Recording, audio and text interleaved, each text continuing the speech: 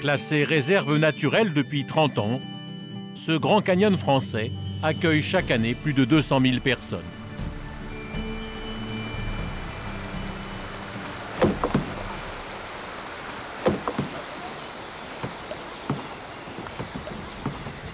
En été, ils sont plusieurs milliers à découvrir chaque jour le fond du canyon.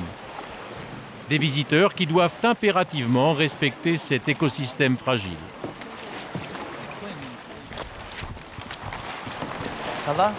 Charlie Bacle est garde de l'environnement. Vous savez que vous êtes ici sur Il assure une présence quotidienne sur le terrain pour rappeler aux amoureux des gorges les règles de bonne conduite. Pas d'atteinte à la faune, à la flore, quoi que ce soit. D'accord? Voilà. Bon, vous pouvez commencer à tirer vos bateaux en attendant vos collègues de manière à qu'ils soient une quinzaine de mètres en retrait du bord de l'eau, s'il vous plaît. C'est le dernier petit effort qu'on vous demande. Après, tranquille. Et vous, monsieur, le gilet, il faut penser à le porter. Ben, voilà, hein, au moins d'aller rapide, portez-le, parce que c'est un impératif de sécurité, ça. Hein. Ici, les directives sont strictes, comme dans toutes les réserves naturelles. Vous n'avez pas le droit de couper des végétaux, vous n'avez pas le droit d'arracher des plantes, vous n'avez pas le droit de tuer un animal quel qu'il soit, vous n'avez pas le droit de toucher un insecte, le plus modeste qu'il soit, fourmi ou quoi que ce soit, vous n'avez pas le droit de le toucher, vous ne pouvez toucher à rien, simplement regarder. Tout est en place, tout y est, il faut le laisser tel quel. Tout est sacré ici. Hein. Tout est sacré, absolument, tout est sacré, oui. Oui, puis ça le mérite. Comme Charlie, ils sont 8 gardes à sillonner en permanence les 30 km des gorges. Enfant du pays, Charlie travaille pour la réserve naturelle depuis sa création. À 56 ans, personne ne connaît aussi bien que lui ce territoire. C'est un endroit que j'aime. Donc quand on aime quelque chose, c'est toujours exceptionnel. C'est viscéral. J'aurais pu faire tout à fait autre chose. J'ai choisi de vivre ici parce qu'ici, je sens mes racines, je suis bien là-dedans, donc j'aime cet endroit. On a toujours quelque chose à découvrir, ne serait-ce ici. La lumière va varier en fonction des saisons. Il faut savoir s'arrêter, garder l'esprit curieux, s'arrêter pour regarder un oiseau, pour regarder une fleur, pour voir une falaise changer de couleur avec l'humidité, avec le soleil. Il faut arriver à s'émerveiller de ces petites choses.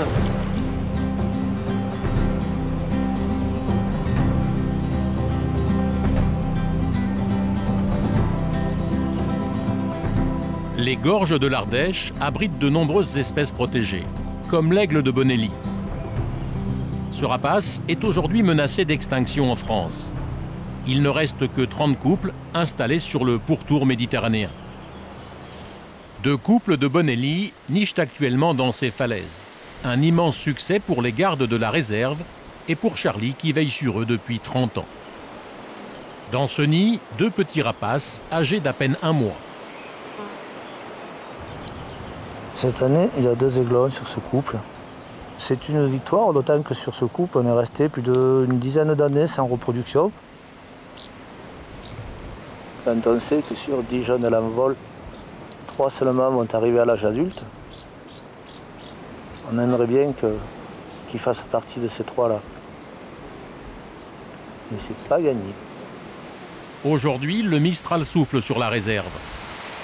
Charlie a rendez-vous avec un groupe d'ornithologues de l'autre côté de la falaise, au-dessus du nid, pour une opération exceptionnelle. Une association qui tente par tous les moyens de sauver ces aigles. Après s'être assuré que les parents ont bien quitté le nid, Philippe Lèbre se prépare à descendre en rappel le long de la paroi. Il va remonter les aiglons à Michel, qui travaille pour le Centre ornithologique Rhône-Alpes. Une opération qui n'est pas sans risque, surtout par grand vent. En règle générale, les mâles ils sont plus sur la défense du territoire, donc eux ils le vivent comme une agression, donc tout petits qu'ils sont, ils n'hésitent pas à montrer qu'ils sont chez eux et qu'on n'est pas les bienvenus. Les femelles généralement elles font comme si rien n'était, comme si on n'était pas là, genre je suis pas là, il m'a pas vu, voilà. Donc, puis forcément plus on s'approche et plus ils peuvent devenir agressifs, donc il y a une procédure quand même pour les attraper sans se blesser et sans les blesser eux aussi, quoi. La descente est imminente, le nid se trouve à 70 mètres en contrebas.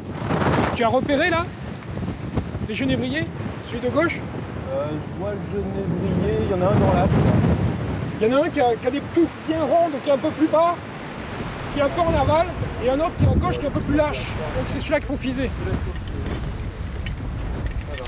Donc c'est celui-là qu'il faut viser, on se décale un petit peu par là. Ah ouais, elle est passée dessous là.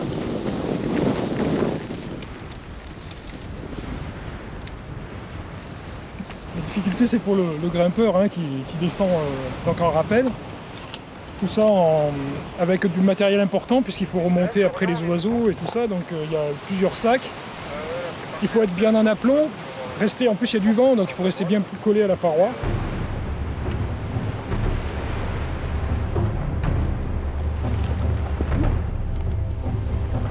À partir de maintenant, tu peux retendre, là, ça va être bon. Là. 200 mètres de vide au-dessous de lui, des rafales de vent à plus de 50 km/h. Philippe progresse difficilement.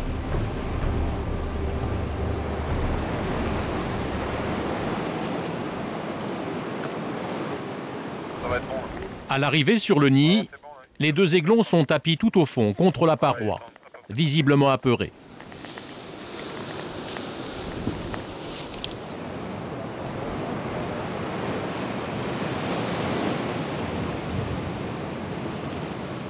Philippe place les deux petits rapaces dans des sacs, séparément.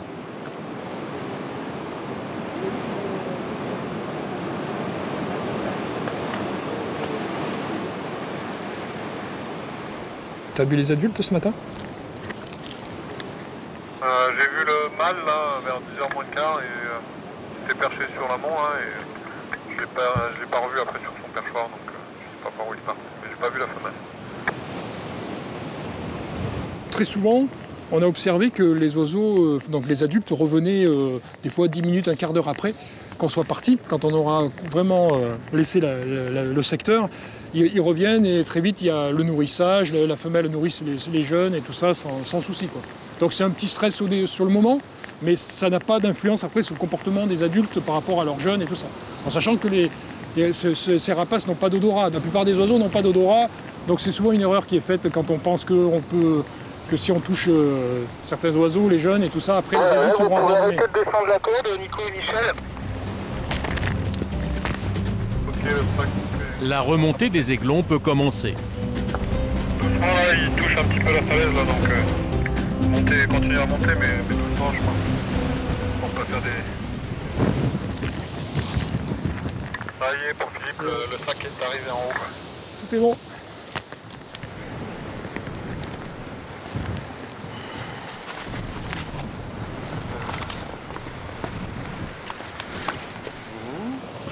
C'est l'emblème de la réserve naturelle nationale.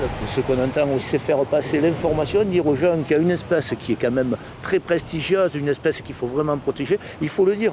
Une cathédrale, on vous la montre, on vous montre une œuvre d'art, on vous montre des tableaux, on vous montre quantité de choses. Bon, ces espèces-là aussi, il faut les montrer. Ce sont les éléments de notre patrimoine. On va le peser pour commencer.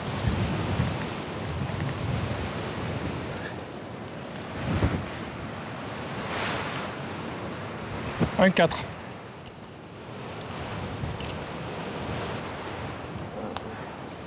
Michel et Nicolas veulent s'assurer que le premier aiglon grandit normalement.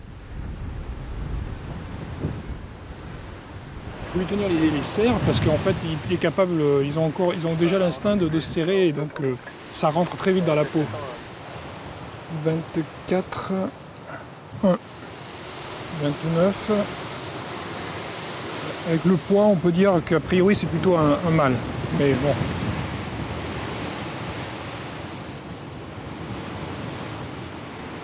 Philippe, lui, est toujours sur le nid, accroché au flanc de la paroi. Il a trouvé les restes d'une proie, chassée par les parents. Ils sont sortis à la table des grands jours.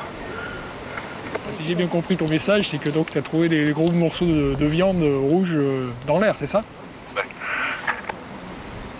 Pendant 2 heures, Philippe va fouiller méticuleusement le nid à la recherche du moindre indice pour étudier avec précision leurs habitudes alimentaires. Et voilà. Pendant ce temps, le premier aiglon est remis dans son sac en attendant de retrouver son nid. Pour le deuxième, c'est l'heure du bagage. Grâce à ses anneaux, il sera suivi durant ses différentes migrations. Des mâles, tu vois, des petits mâles là. Depuis 1990 qu'on fait cette opération, ça nous a permis de déterminer les causes de mortalité de l'espèce et qui sont les causes de régression de l'espèce en fait en France. Et ce sont principalement l'électrocution, parce que beaucoup d'oiseaux s'électrocutent sur les lignes électriques, et notamment sur les poteaux, hein, c'est quand ils se posent sur des poteaux électriques qu'ils s'électrocutent, et aussi par percussion des câbles électriques aussi. Et ça, c'est parce qu'on a retrouvé les bagues, c'est grâce à ça qu'on a pu déterminer cette cause de mortalité. Dans un mois, les deux aiglons prendront leur envol pour la première fois. Ils partiront vers l'Espagne. S'ils survivent aux dangers qui les attendent, ils reviendront peut-être un jour nicher ici, dans ces falaises.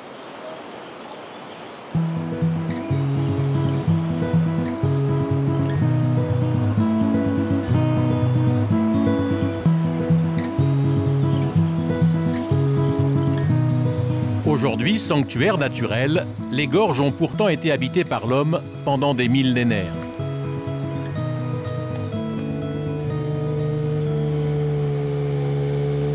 Michel Rimbaud est l'historien de la réserve.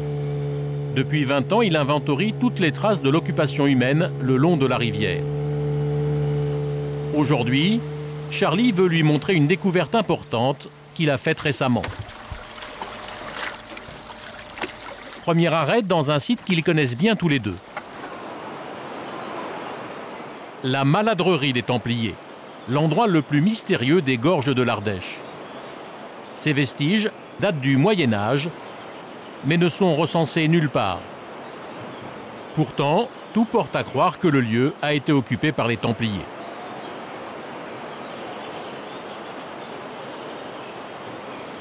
Là, bon, y a toujours des gens qui installent des bancs pour venir pique-niquer. On voit à nouveau pas de traces de feu. Voilà. Lors de son dernier passage, Charlie a découvert des ossements humains cachés dans un des murs. Voilà, c'est bien, hein. D'accord.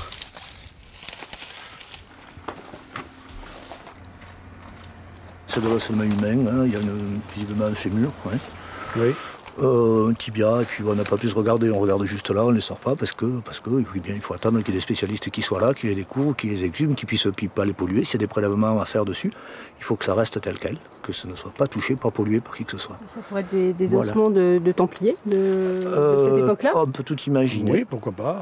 On a eu des datations sur certains ossements qui remontent au XIIe siècle, hein, donc qui sont peut-être des ossements de Templiers ou de servants de Templiers, de paysans au service de ces Templiers. Hein, c'est difficile de préciser pour le moment.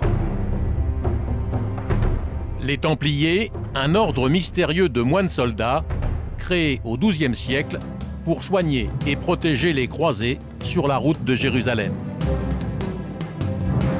Leur épopée va durer 2 siècles et bouleverser l'histoire de l'Orient et de l'Occident. Un peu partout à travers l'Europe, ces chevaliers vont édifier des milliers de monastères appelés commanderies. Leur puissance et leur fortune vont finir par effrayer le pouvoir royal et le pape. L'ordre sera dissous en 1307 sous le règne de Philippe le Bel. Les ruines sont difficiles d'accès. L'emplacement est inhabituel et intrigue les historiens. Les Templiers se sont peut-être cachés ici après la dissolution de leur ordre. Autre hypothèse, cette commanderie aurait pu servir de refuge aux frères malades de la peste. Seule certitude pour l'historien, cette construction typique des chevaliers de cet ordre. Ce qui est intéressant ici, c'est de voir ces niches qui occupent le mur à différents endroits, et ce qui laisse supposer que nous étions à l'étage dans le dortoir de cette maladrerie, de cette commanderie. Pourquoi? Donc, ça laisse supposer ça? des niches pour mettre les effets personnels, pour mettre quelques ouvrages. On peut supposer un dortoir d'une douzaine de personnes qui se tenaient là. Et puis au rez-de-chaussée, eh bien, certainement la grange ou la bergerie de la commanderie ou un lieu de stockage, ou pourquoi pas aussi le réfectoire. Mais bon, je verrais plutôt une bergerie avec au-dessus le dortoir un moyen de chauffer les pauvres frères qui se trouvaient au-dessus. C'était fréquent à l'époque. C'était très fréquent à l'époque, tout à fait. Prochainement, Michel Rimbaud l'espère, une campagne de fouilles devrait avoir lieu pour en apprendre un peu plus sur ce lieu énigmatique.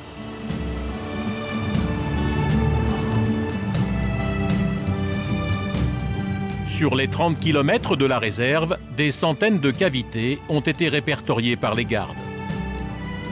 Les gorges de l'Ardèche renferment des trésors du patrimoine préhistorique. Dernière découverte majeure, les centaines de peintures et de gravures de la grotte Chauvet, révélées en 1994. Peint par des hommes il y a au moins 31 000 ans, c'est le site orné le plus ancien connu à ce jour. Le bestiaire est exceptionnel. 14 espèces différentes sont peintes sur ses parois. Fait encore plus rare, des animaux qu'ils n'avaient pas l'habitude de chasser, comme ces fauves, ont été représentés. Une quinzaine de grottes ont été fermées au public pour protéger ces chefs-d'œuvre de la peinture paléolithique. Voilà. Une fois par an, Charlie inspecte chacun de ces sanctuaires. Pas le petit scorpion aujourd'hui. D'habitude, il y a toujours un scorpion. Aujourd'hui, il se fait ouvrir la grotte de la Vache par Bernard Gély, attaché au service régional d'archéologie. Il faut descendre. Tout au fond, à même la paroi, une peinture d'auroch, parfaitement conservée. Il faut descendre dans la fouille. Là, voilà. Tu la reconnais? Ah oui. C'est toujours aussi émouvant. Ah, elle est belle. Hein, c'est magnifique. Ah, et on a de la chance, hein, elle est lisible. Elle est bien lisible. Oui. C'est des dessins pour lesquels on a un âge de 21 000 ans, un peu plus de 21 000 ans. Et les hommes qui vivaient dans les gorges de l'Ardèche, c'était des chasseurs, chasseurs de chevaux, de rennes, de bisons, de bouquetins en particulier aussi. Et ils avaient l'usage, bien sûr, occasionnellement, de venir dans les grottes y faire des dessins. Et là, on voit bien que ça a été fait avec les doigts, hein, c'est les doigts trempés dans la peinture rouge. En appuyant le doigt, l'extrémité du doigt plein de peinture rouge, on arrive à faire ça.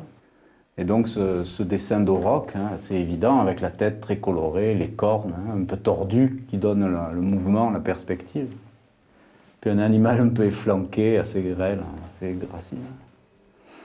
Pour nous, on imagine volontiers que c'est une femelle qui est dessinée, voilà. Mais bon, c'est pas, on n'en a pas la certitude. C'est toujours très très émouvant.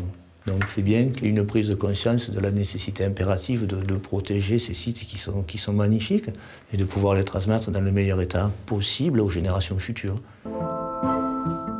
Si ce chef-d'œuvre est aujourd'hui sauvé, ce n'est pas le cas pour tous les trésors des gorges.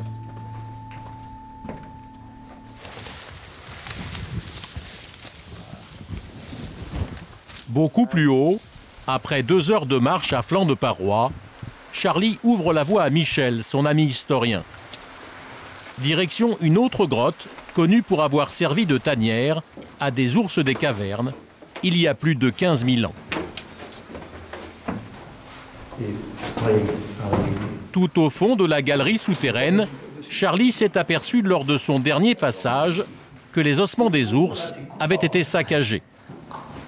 Le site a été visité et pillé. Et là, c'est effectivement de l'ours, une rotule. Oui. Et puis, probablement un tarse. Un tarse, oui. Tout à fait. Là, ça peut avoir 30, 20 ou 15 000 ans. Hein. Bon, c'est vrai, ça n'a pas été, c'est juste le prélèvement de surface, ce qui était en surface qui a été remis. Donc là, après, on peut supposer que ça a été gratté, que ça a été... Un peu gratté, mais pas en profondeur. Hein. Les pierres sont venues ici, hein, ça semble évident. Ce qui est évident ici, c'est que ça a été complètement bouleversé. C'est-à-dire? Eh bien, on voit que quelqu'un a creusé, soulevé les dalles pour essayer de trouver justement des fragments osseux. C'est souvent réduit à l'état d'esquilles, quoi. Voilà ce qui reste, quoi.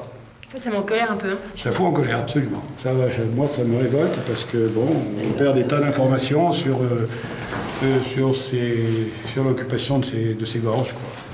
Charlie, ça c'est un problème dans les gorges, le pillage Un problème, on s'en rend compte petit à petit. Oui, on s'en est rendu compte sur certaines cavités qui sont pour nous de véritables champs de bataille.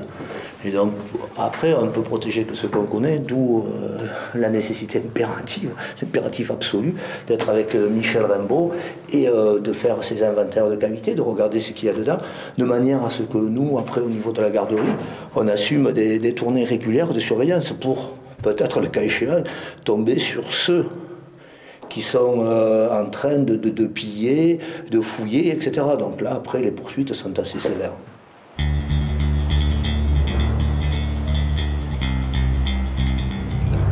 Les gorges de l'Ardèche, ce sont aussi des milliers d'espèces végétales qu'il faut étudier et protéger.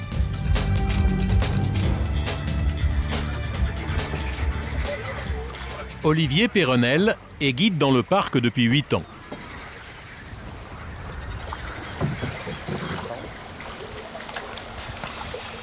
Ardéchois, il a toujours voulu travailler dans les gorges. Parce que les réserves naturelles de Gorges d'Ardèche, c'est 1500 hectares de bonheur naturel, où il y a vraiment des choses exceptionnelles, un patrimoine exceptionnel. Donc au niveau de la végétation, au niveau des falaises particulièrement, la forêt, la rivière, donc tout ça, c'est une mosaïque de milieux avec des interférences entre tous ces milieux, des espèces formidables, et puis les paysages aussi qui se passent de commentaires. Donc c'est peut-être pour ça qu'il y a une culture ardéchoise assez affirmée et quand même qui aime son territoire. Ouais.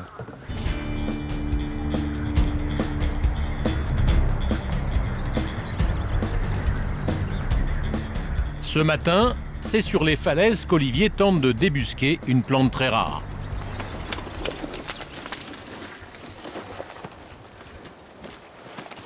Plusieurs heures de marche sont nécessaires pour atteindre cette fleur qui ne pousse qu'à flanc de falaise. Il est accompagné par Mathieu, un jeune guide saisonnier. Là, on est au milieu d'une très très belle falaise des Gorges de l'Ardèche. Il y a 15 jours, on était en face. On a pris une photo qui nous a un petit peu aiguillé. Voilà. Donc ça, c'est une photo qui est prise d'en face. Hein. Donc nous, actuellement, on est juste ici, là. Et sur cette photo, on voit une sorte de vire entièrement jaune. On a regardé aux jumelles et on s'est aperçu que c'était la biscutelle à feuilles de chicorée. C'est une plante inféodée aux falaises, c'est-à-dire qui ne pousse vraiment que dans les falaises méditerranéennes et qui est protégée au niveau régional. Donc il y a un réel intérêt, c'est ce qu'on appelle une plante dite patrimoniale. Et nous, on a un suivi précis sur toutes ces plantes rares et protégées. Donc on essaye de cartographier, ou en tout cas d'avoir une idée des densités de population de ces espèces dans les falaises.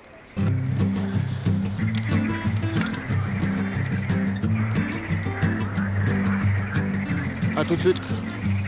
A tout de suite. La plante se trouve sur une vire, un petit espace plat situé à 50 mètres en contrebas. C'est libre.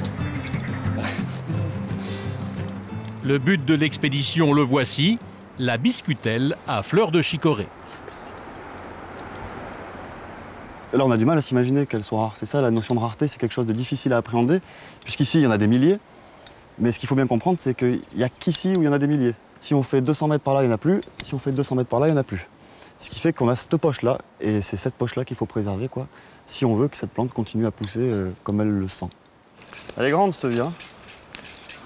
Et elle est vraiment couverte de biscutelles, c'est incroyable. Plus de 30 mètres. On est où, là? Là, on est à 18. Vas-y. En repérant, comme aujourd'hui, les endroits où la biscutelle se développe, Olivier et Mathieu espèrent en apprendre davantage sur cette espèce difficile à observer. C'est vraiment impressionnant de voir une surface aussi importante de biscutelle, on va dire à 60% de recouvrement, quoi. Donc ça, c'est génial. Hein. C'est vraiment un super spot. Allez, je rejoins Mathieu.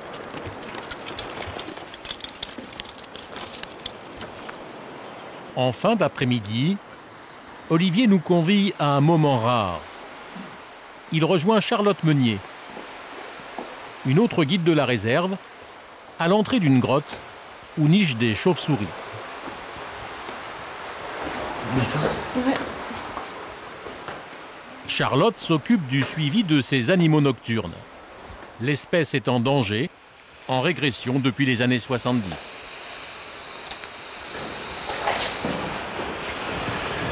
On va attendre qu'elle revienne. Écoute, on va attendre. Ouais, je pense que... À l'aide de ce boîtier, Charlotte essaye de comprendre comment les chauves-souris communiquent.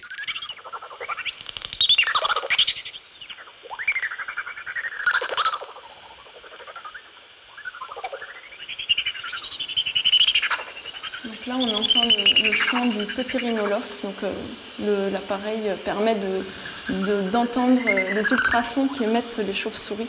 Donc ça permet de rendre audible pour nous tous les petits ultrasons qu'elle va émettre pour se repérer dans la grotte. Et puis ça peut permettre d'entendre les cris sociaux que font certaines chauves-souris entre elles. Le rhinolophe est l'une des 30 espèces encore présentes en Europe. À l'entrée de la grotte, Charlotte, Olivier et l'équipe des naturalistes tentent un filet pour capturer des chauves-souris. Une opération très délicate. C'est le seul moyen pour eux de les étudier et de faire taire ainsi certaines légendes. Les chauves-souris ne s'accrochent pas aux cheveux, elles ne sucent pas le sang. C'est une espèce assez crainte parce qu'on la connaît mal, qu'elle vit la nuit, qu'a priori elle paraît un peu mystérieuse, on la connaît très mal et on le verra j'espère tout à l'heure si on en attrape. C'est quand même des animaux très petits, tout mignons bon après c'est peut-être relatif mais...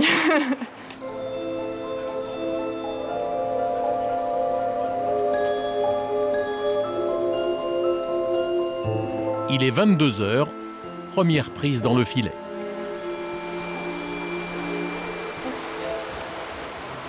Ça ne devrait aller pas trop mal comme ça, non? Ça devrait. Elles sont beaucoup plus petites que ce qu'on croit en général, hein, c'est ça en fait. N'est-ce pas? Ouais, elles sont beaucoup plus petites parce qu'on les voit en vol. Donc quand elles sont en vol, elles ont quand même une envergure assez grande. Mais quand on les voit en main, c'est vrai que ça paraît tout rikiki, ça tient dans une paume de main. L'aile de la chauve-souris, finalement, ça correspond à notre main. Donc on voit, c'est des doigts qui se sont vraiment allongés. Là, ici, on a l'avant-bras, le pouce qui est ici. Et après, on a les 4 doigts de notre main qui se sont allongés. Et donc, la peau, finalement, a relié les différents doigts. Et c'est le seul mammifère donc, qui vole avec autant d'agilité, en fait.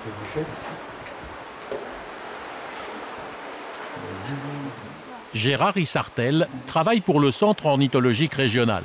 Chaque printemps, il descend dans les gorges pour recenser ces petits mammifères. Et ça, Gérard, ça fait partie des petites espèces Ça, c'est l'une des plus petites espèces. Oui. Donc, a priori, c'est une pipistrelle commune. C'est une espèce qui s'identifie principalement en regardant la dentition, les incisives. Il y a combien d'espèces présentes dans les gorges? 23 espèces sur la réserve. 23 espèces sur les 34, donc c'est considérable. Et cette zone-là, des gorges de l'Ardèche, la réserve naturelle, c'est une des plus riches en biodiversité sur la région Rhône-Alpes. Alors, faites souvent des soirées comme ça, Olivier? Dès qu'on a l'occasion de filer un petit coup de main à Gérard et à Charlotte, bien sûr. En tout cas, c'est un plaisir de passer une petite soirée au bord de l'eau, avec le petit bruit de l'eau qui coule, le vent. Et alors quand on a une soirée avec déjà 5 espèces comme ça, là, c'est formidable. Là, je crois que... Je la libère? Oui, ça sera bien pour elle.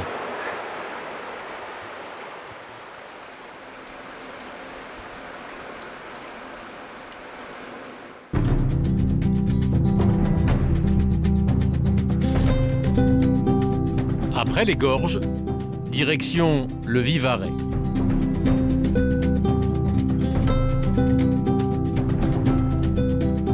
Ici, d'autres passionnés se battent pour faire revivre un joyau de l'architecture ardéchoise.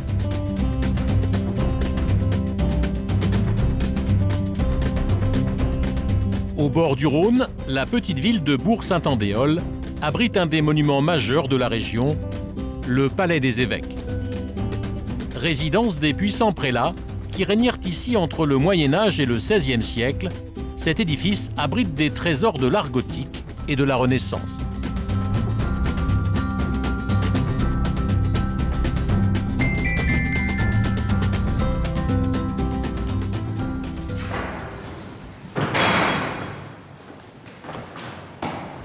Aujourd'hui, Nicole Lextrait et son mari en sont les propriétaires. Pour le restaurer, ils font appel à des jeunes volontaires. Ce matin, pour leur premier jour, Nicole sonne le rappel. Voilà, le petit déjeuner est servi. Bonjour. Bonjour. Alors, bien dormi? Oui, ça a été. Hein. Oui. Parfait. Parfait. Et les autres sont réveillés, c'est bon? Ouais, c'est bon, ouais, ça commence. Ouais. On peut y aller les voir? Bah, ouais, je pense. Allez-y. Ces jeunes viennent du lycée des métiers d'art d'Uzès. Ils ont entre 18 et 20 ans et débutent leur formation de tailleur de pierre. Vous avez vu qu'il y avait un marché aujourd'hui? Pendant 3 semaines, ils vont aider à restaurer une partie de ce monument historique. Il est impressionnant de là, le chantier. Vous êtes équipé pour la journée, David? Ouais. Ouais. Ouais, ça y est. Ouais, le maître, essentiel, toujours constante utilisation. Les crayons aussi. Puis quelques petits outils fort utiles aussi, les petits mètres comme ça. Puis qu'il y a à faire un petit déj et c'est bon. Ouais. David et ses copains vont devoir travailler sur cet édifice à l'histoire peu banale. Après avoir été la résidence des évêques, le palais est devenu au XIXe siècle une école religieuse jusqu'en 1998. Personne ne soupçonne alors l'incroyable architecture de l'endroit. Et pour cause, les sœurs ont tout cimenté.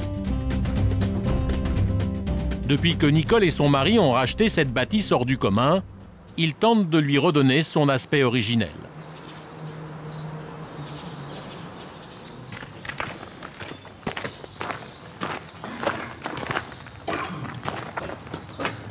Pour ce premier jour de stage, la propriétaire a servi le petit déjeuner dans la cour d'honneur. Tout le monde est réuni. Avant de commencer la journée, Nicole en profite pour rappeler aux jeunes l'esprit du projet.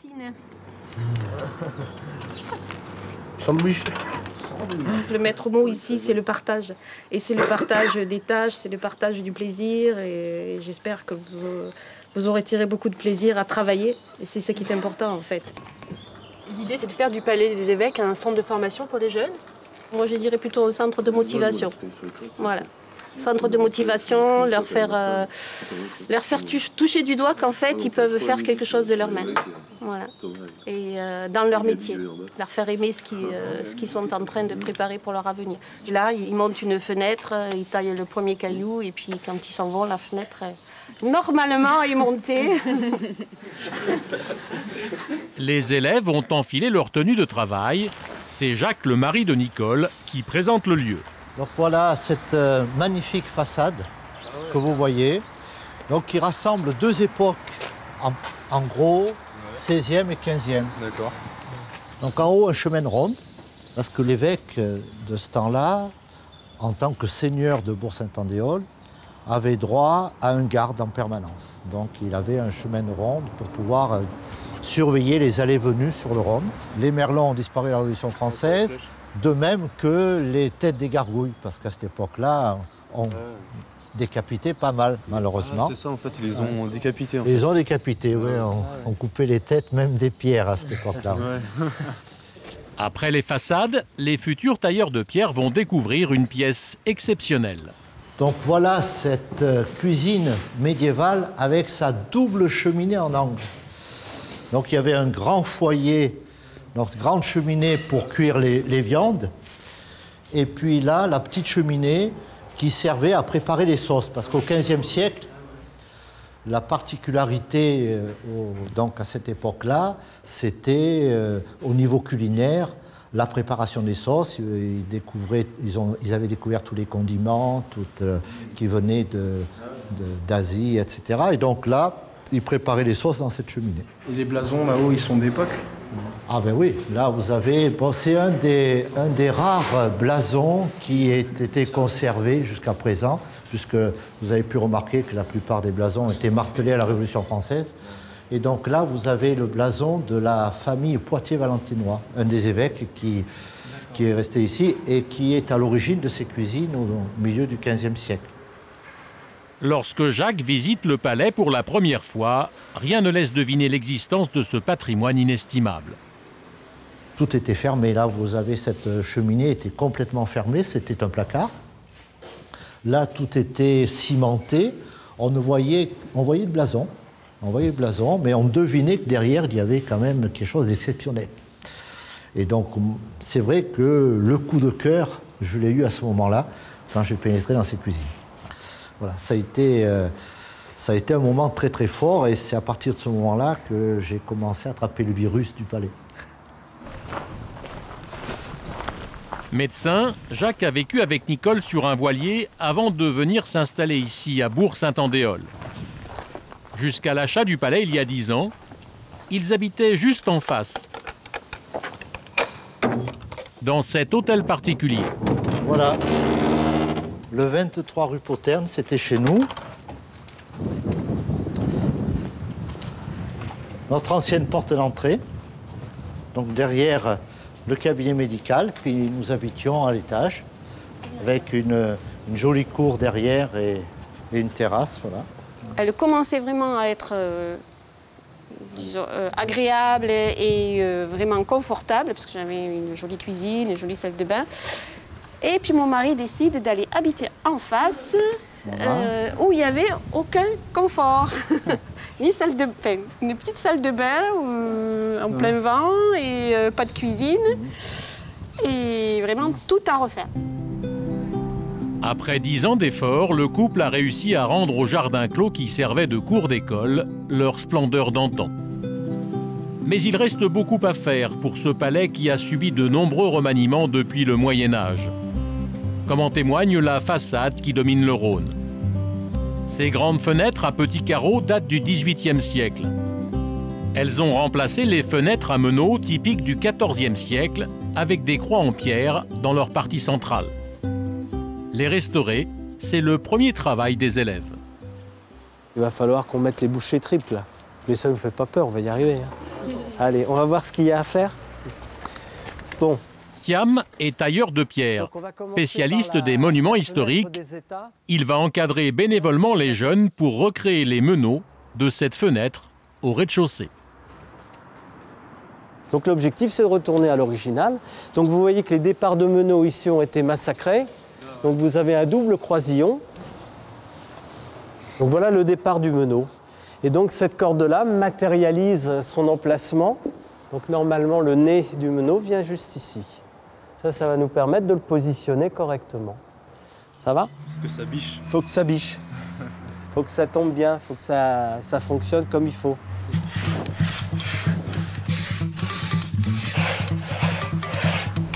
Les élèves ont 3 semaines pour mener à bien la mission qu'on leur a confiée.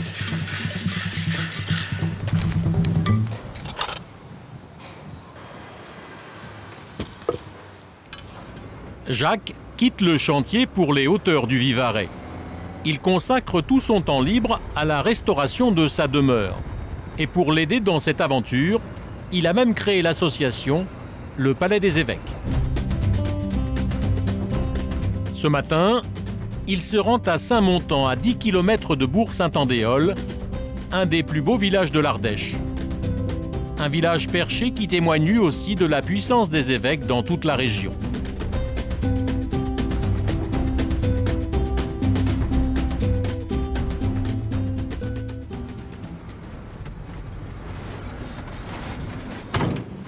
Jacques vient chercher des meubles chez Louis-Frédéric Cave, l'un des premiers bénévoles à l'avoir rejoint.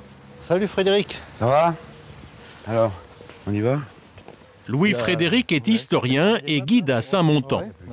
Surplombant le bourg, une place forte médiévale. Construite comme le palais de Jacques par les évêques de Viviers, véritable souverain ardéchois. Donc là, le château a retrouvé son aspect qu'il avait au XIVe siècle. Forteresse qui appartenait aux évêques de Viviers. Donc les mêmes propriétaires que le palais des évêques. Voilà, ce sont les évêques de Viviers. Propriétaires que le palais des évêques. Et également, ils étaient propriétaires de beaucoup d'endroits comme Donzère, Châteauneuf, etc. Ils ont annexé toute une grande partie de la région. Ils sont devenus des seigneurs dominants de la région. Ils étaient des suzerains, hein, c'était l'équivalent du roi de France ou du comte de Toulouse. Hein. En fait, les évêques, c'était des rois.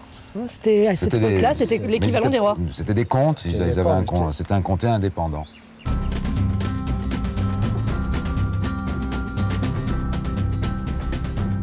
Comté indépendant jusqu'au XIVe siècle, cette partie de l'Ardèche est ensuite rattachée au royaume de France.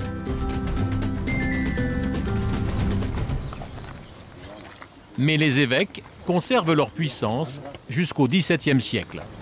L'évêque n'y habitait pas parce qu'il était à côté de Bourg-Saint-Andéol, mais ici, il ne faisait qu'y passer. Et il avait sa garnison qui était là justement pour garder ce château qui servait à surveiller la vallée du Rhône, qu'on voit très bien quand on est là. Et ça lui permettait d'avoir une place forte qui dominait Saint-Montan pour montrer qu'il était le suzerain.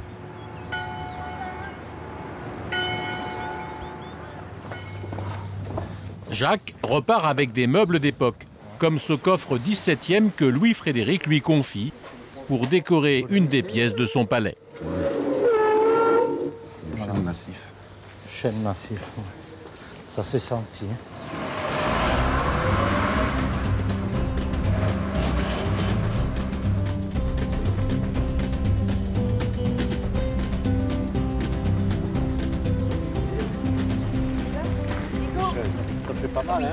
Retour sur les rives du Rhône. Sur place, les bénévoles de l'association sont venus prêter main forte à Jacques. Est-ce qu'elle est large? On va le poser là pour l'instant. Ouais. Il a décidé d'ouvrir sa demeure aux visiteurs. Plusieurs pièces sont déjà accessibles au public. On enlève ça. Il veut en ouvrir une autre, l'ancien bureau des évêques. On va le déplacer. On enlève les indulgences. Cette pièce se trouve juste à côté de la chambre de l'évêque. Et c'était, du temps de l'évêque, son cabinet de travail, son studiolo. Et donc, il avait, il faut imaginer, son bureau, comme on va mettre là maintenant, son bureau devant la fenêtre. Et puis, donc, bibliothèque, très certainement, et tous ses documents. Le vent. Le tiroir, il faut le mettre du côté où les gens vont voir. Parmi les membres de l'association, des habitants de Bourg-Saint-Andéol qui redécouvrent l'histoire de leur monument. Voilà, c'est bien. C'est un peu le palais de la découverte ici. C'est-à-dire Oui, il tape dans un mur, il y a une porte qui s'ouvre, ou une cheminée, on trouve une cheminée. Vous avez l'impression d'avoir marqué votre empreinte chacun? Oui. Plus ou moins, oui, plutôt, oui. C'est pas notre maison, c'est la maison de tout le monde, en fait. Hein, Oui. c'est vrai, Oui. de tous les bénévoles qui sont là, c'est la maison de tout le monde. Voilà. Non, mais c'est bien comme ça. Sur le tapis, carrément. Oui, carrément sur le tapis. Un travail qui se fait dans la bonne humeur et la convivialité. Voilà, comme ça. Non, mais pas tous les deux à la fois. Ah, voilà. Comme ça? Oui. On ne se moque pas, hein, s'il vous plaît. Dernière petite touche, la pose d'un portrait du grand dauphin, fils de Louis XIV. Si tu le décroches. Non, mais là... C'est vrai qu'au bout de 10 ans, tout seul, même si j'avais démarré tout seul, je me serais fatigué, ça c'est certain. Alors qu'à plusieurs, il y a une sorte d'emballement, d'émulation, et on se serre les coudes, et c'est vrai qu'au fil du temps, l'intérêt croît, parce que c'est un bâtiment qui est très très riche, et donc il nous offre ces richesses. C'est vrai que chaque jour que je me lève et que je vois le soleil se lever sur ce bâtiment, je suis émerveillé. Ça, c'est certain. Oui. Attention de ne pas cogner le mur. Juste à côté, l'ancienne chambre de l'évêque, qui fut transformée en salle de classe lorsque le palais était une école religieuse. Et là aussi, Jacques va de découverte en découverte. Il y a 2 ans, sous cette peinture rose, il devine l'existence d'une fresque murale exceptionnelle.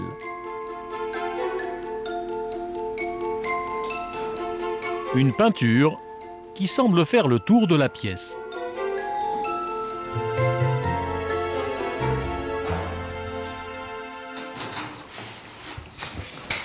Voilà, j'ai mon instrument personnel, la pointe du couteau.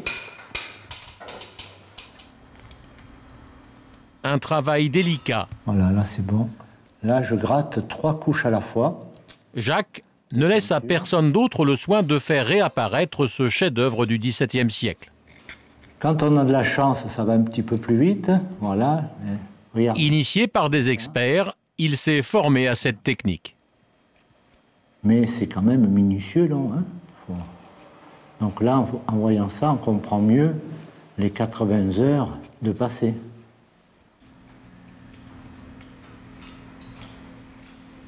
Petit à petit, toute la finesse du trait ressurgit. Et puis une fois qu'on a dégagé, et puis après quand on ravive avec de l'eau distillée, l'image sort, c'est formidable. Voilà. Donc là on voit des chevaux, là, des chevaux qui apparaissent, puis une maison d'habitation un petit peu plus haut, une autre habitation avec un château fort là, de ce côté, et si on va sur la gauche, on a apparaît un petit village fortifié sur le rocher. Donc vous avez un cartouche qui entoure donc cette iconographie. Là il y a la tête, mi-homme, mi-animal, avec des oreilles de loup ou de chien.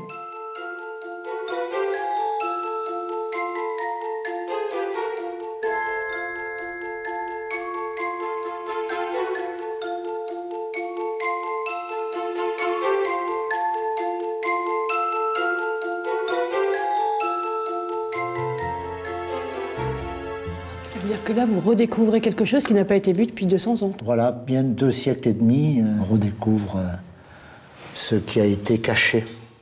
Et donc ça, c'est très émouvant, très émouvant et très motivant. On a envie d'aller plus vite, mais on ne peut pas. Donc on se calme, on se détend, on prend sa respiration et on continue. La chambre de l'évêque recèle un autre trésor. Une véritable encyclopédie peinte à même le plafond. Sur ces poutres, une alternance de cartouches et de petits tableaux représentant tout le savoir de l'époque.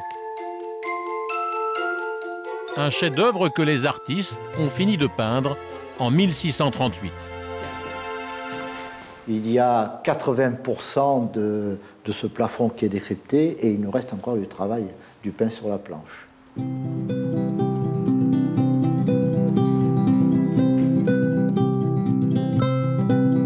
3 semaines plus tard, sur la terrasse du palais, c'est le dernier jour de stage pour les jeunes tailleurs de pierre. Thomas et Gabriel ont terminé un meneau pesant plus de 100 kilos. Ne coince pas le meneau, il faut qu'il soit libre. Posez juste votre pierre et vous me calez aux extrémités. Pour les élèves, sous l'œil de leur professeur, c'est l'heure de vérité.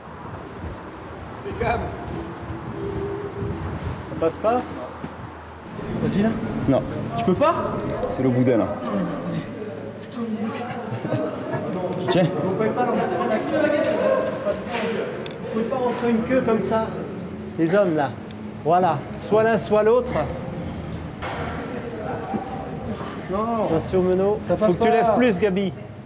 Alors ça, sachez-le, hein, les gars, dans tout métier de coupe, de tous les matériaux, le fer, le bois, la pierre, vous mesurez juste 1,80 m. Vous coupez votre caillou 1,80 m, vous arrivez en place, c'est pas la bonne dimension. Non, et il n'y a rien à faire. Je ne sais pas vous expliquer par quelle magie, mais c'est systématiquement on se fait avoir. Non, ça passe pas.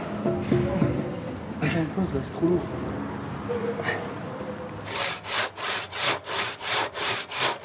Les 2 apprentis vont devoir retailler la pièce. Leur première tentative a échoué. Ça va sentir bon à la fin, quoi. Ça va sentir bon la réalisation. Tout va se caler, on va vraiment avoir le sentiment complet de ce que va être cette fenêtre. Après avoir raccourci le meneau, Gabriel et Thomas refont un essai.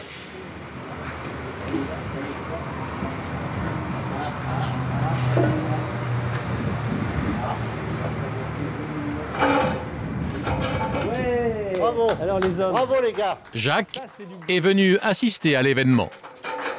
Félicitations. Ah oui. Très bien.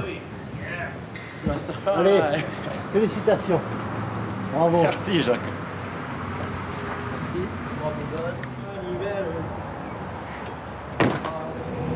Qu'est-ce que vous en pensez? Ben, c'est un peu l'aboutissement, c'est un peu le cadeau quoi. Enfin. Ouais. Ça fait plaisir. Ça rend bien. On est assez contents. On a flippé quelques fois, hein. On en a perdu quelques-uns des cailloux en route, rien qu'au débit, tout ça. Et celui-là, en plus, il vient d'une pierre qui nous était un petit peu restée là, entre les mains. Donc, on a essayé de la bichonner jusqu'au bout, mais alors, jusqu'il y a 5 minutes qu'on la pose, là, on ne savait pas encore si elle allait être entière. C'est ça aussi le pari. On est assez fiers. Ouais, très content. Ça fait combien de temps que vous attendez ces meneaux en pierre? Oh, ces meneaux en pierre, ça fait 10 ans. On a rêvé, depuis le début on en parlait. Ouais. C'était notre rêve de pouvoir mettre en place cette fenêtre à meneaux et ça se réalise.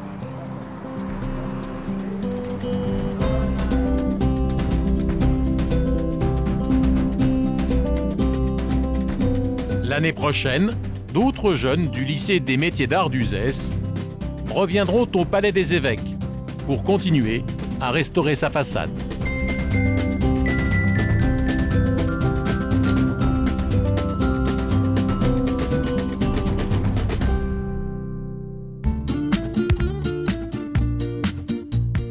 Nous quittons l'Ardèche et les rives du Rhône pour la Bourgogne, au cœur des plateaux du Morvan. Ici, une association a eu une idée particulière pour protéger le patrimoine de sa région.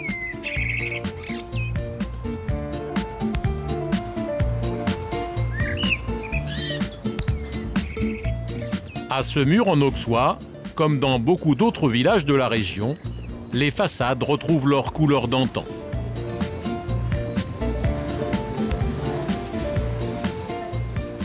Une couleur faite à base d'ocre, un pigment naturel utilisé depuis la préhistoire.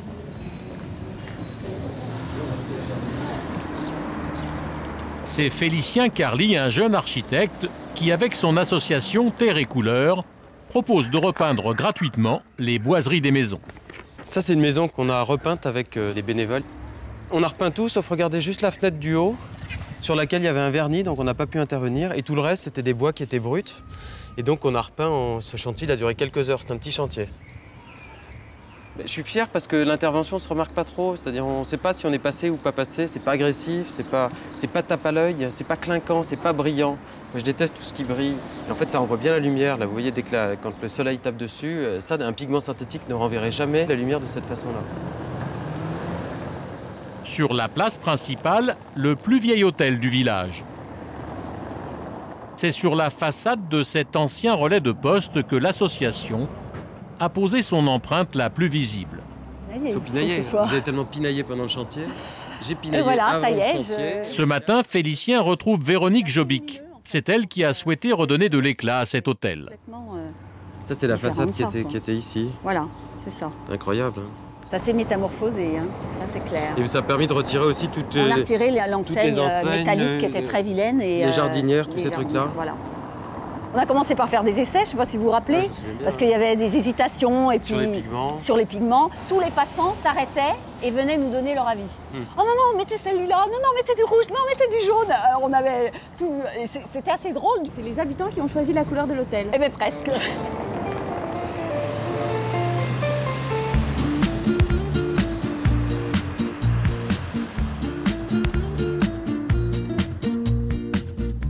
C'est ici, à 20 km de Semur en Auxois, qu'habite Félicien. En restaurant cette ancienne léproserie, il s'est découvert une passion pour la défense du patrimoine. Tout chez lui est passé à l'ocre. Vous avez des badigeons à la chaux qui sont colorés avec de l'ocre jaune de Bourgogne, pour tout ce qui est mur. Et puis entre les poutres, c'est une peinture très simple. Le mélange, c'est uniquement de la bière et puis de l'ocre rouge de Bourgogne. Je peux même vous donner la recette, c'est facile. 1 litre de bière et 200 g de pigment. Et vous passez ça à la brosse et ça vous donne l'aspect du pigment brut, comme ça, mat.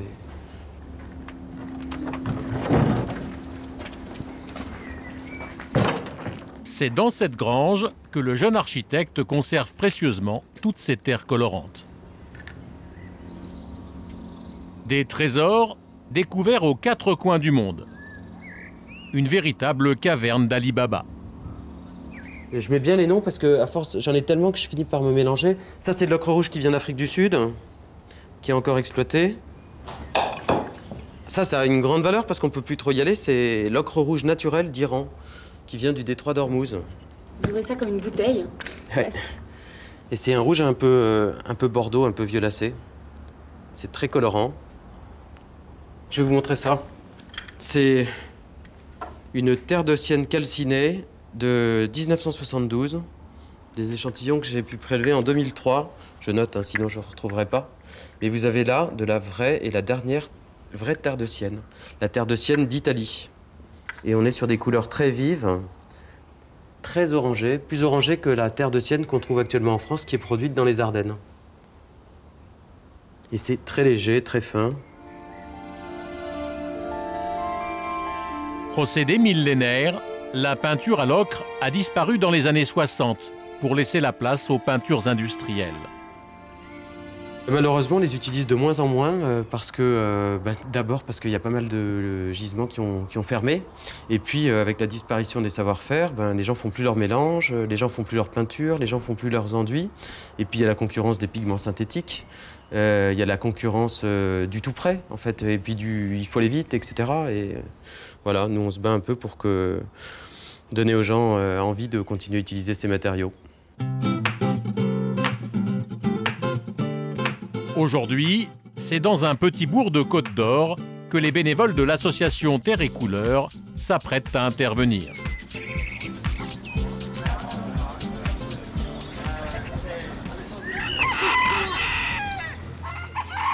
Sur la place du village, les habitants attendent l'équipe avec impatience. Félicien en profite pour les sensibiliser aux vertus de l'ocre. Bon, alors, pourquoi on vous propose des peintures? C'est pour lutter contre tout ce qui est un peu exotique, tout ce qui est un peu à la mode. Et en particulier les vernis et les lasures. Hein. Les vernis et les lasures, vous voyez, c'est ça. C'est des finitions qui sont transparentes, qui laissent apparaître les veines du bois, mais qui ne protègent pas le bois, parce qu'il n'y a pas d'opacité. Moi, je dis que la lasure, c'est une drogue dure, parce que ça crée une vraie dépendance. C'est-à-dire que la première fois que vous en achetez, c'est facile, ça s'applique bien, et ça ne tient pas. Et il n'y a pas d'autre alternative, malheureusement, au bout de 2 ou 3 ans, que de racheter du produit et d'en remettre, et d'en racheter, et d'en remettre, et voilà. Et ça coûte cher. Hein. Donc nous, on va vous proposer des peintures naturelles, non toxiques, qui vont protéger durablement les bois de la pluie et du soleil. Évidemment, sur du plastique, notre peinture ne prendra pas. Donc ceux qui ont mis du PVC, d'ailleurs, je pense que votre village, il mérite mieux que du PVC. Hein. Je vous le dis en passant, hein, parce que une fenêtre en PVC, ça va, mais après, si votre village se retrouve couvert de PVC dans tous les sens, ça va perdre un peu de son intérêt. Hein. C'est vrai, vous avez la chance d'avoir un village pas très abîmé, donc il faut vraiment en prendre soin. C'est le moment, hein, avant qu'il y ait trop de dérapage.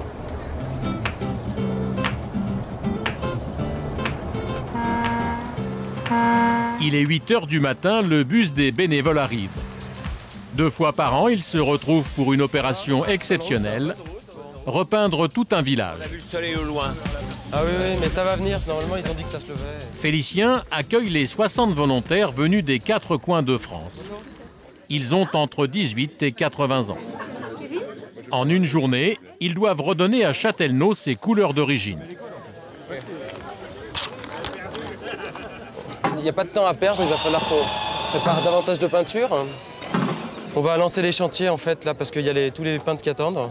Et puis en même temps on va fabriquer de la peinture, on va faire ça toute la journée en continu. Voilà, et je ne sais pas combien on fera de peinture à la fin de la journée, probablement 1 tonne, mais je vous le dirai tout à l'heure.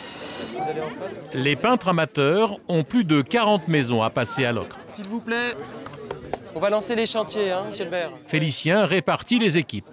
On a 2 grosses zones de chantier. On est ici. Et là où il y a plus de chantiers, c'est toute cette place. Hein. Donc je pense qu'on va se mettre à 30 sur la place. Est-ce que tu veux peindre là, Sophie? Moi, sur ce chantier? Oui. Toi aussi? Si, bon. voilà. Vous êtes donc chantier peinture numéro 4. Allez-y, à tout à l'heure. Tu te sers, c'est celle-là? Ouais. Y a-t-il un petit... Tu veux la bonne soupe? C'est celle-là, la 2. Ouais. Vous voulez de laquelle? La 2. La 2. C'est un gros chantier ou pas? C'est une porte de grange. Je vais vous en mettre un peu là. Tu veux un pinceau ou tu veux une brosse? Tenez. J'en ai acheté un pinceau. Voilà, j'en prends un pour moi. Ouais.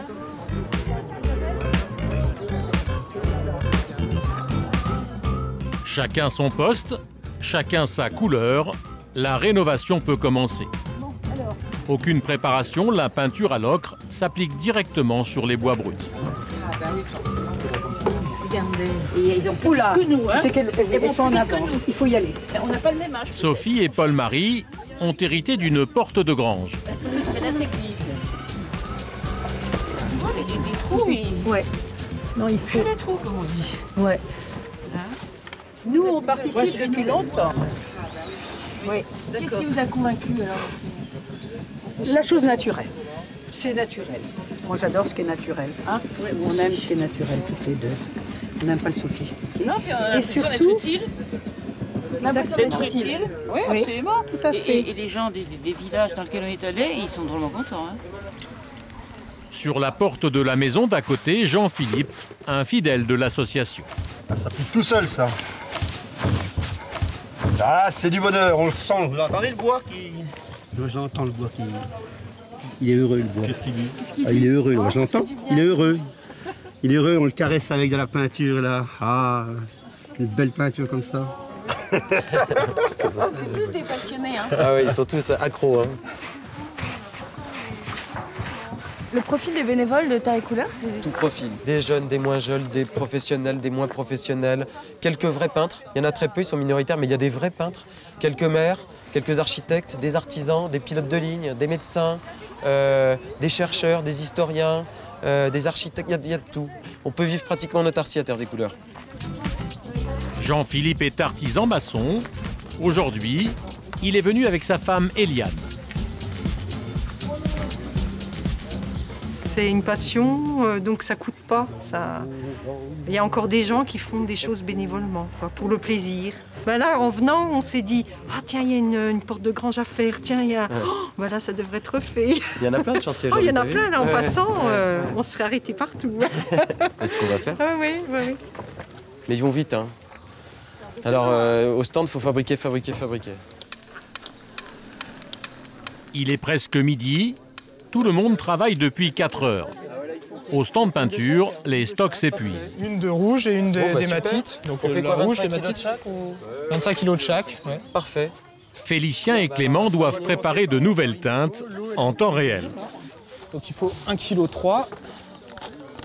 On va délayer dans un peu d'eau. C'est la partie la plus délicate de la recette. Mais enfin, si on la rate, ça fait des grumeaux et on recommence. Il faut faire comme une pâte à crêpes, quoi, en fait. Doucement, voilà.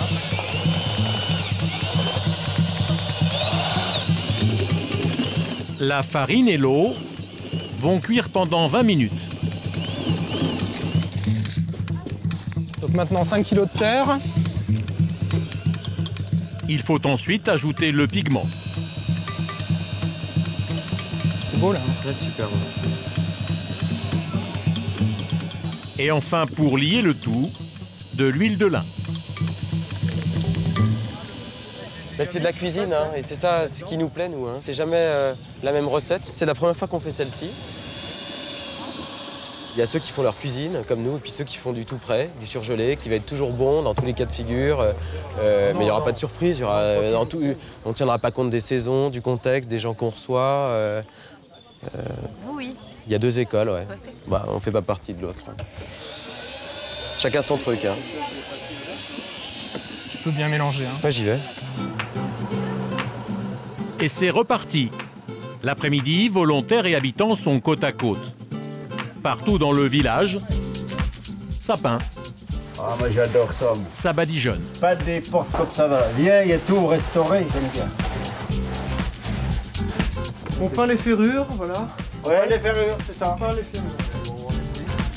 Sur la place, une habitante de Châtellerault travaille sur la maison de sa cousine. Eh, t'as déjà fini de peindre, toi? En fait, oui. Ben, quand je vais rentrer chez moi, ça va être quand même plus joli, puisque je monte cette rue-là. Donc ça sera beaucoup plus joli en face de moi que d'habitude. J'ai hâte d'ailleurs de voir le village fini. La peinture à l'ocre est très économique. À peine 5 € pour repeindre la porte d'une grange. Et elle protège les bois des intempéries pendant près de 30 ans.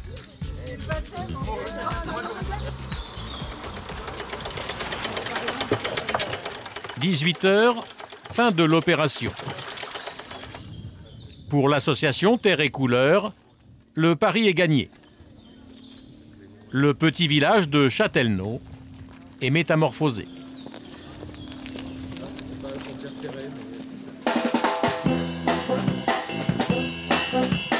Et comme dans chaque village repeint, les habitants ne laissent jamais repartir les bénévoles sans leur offrir un verre.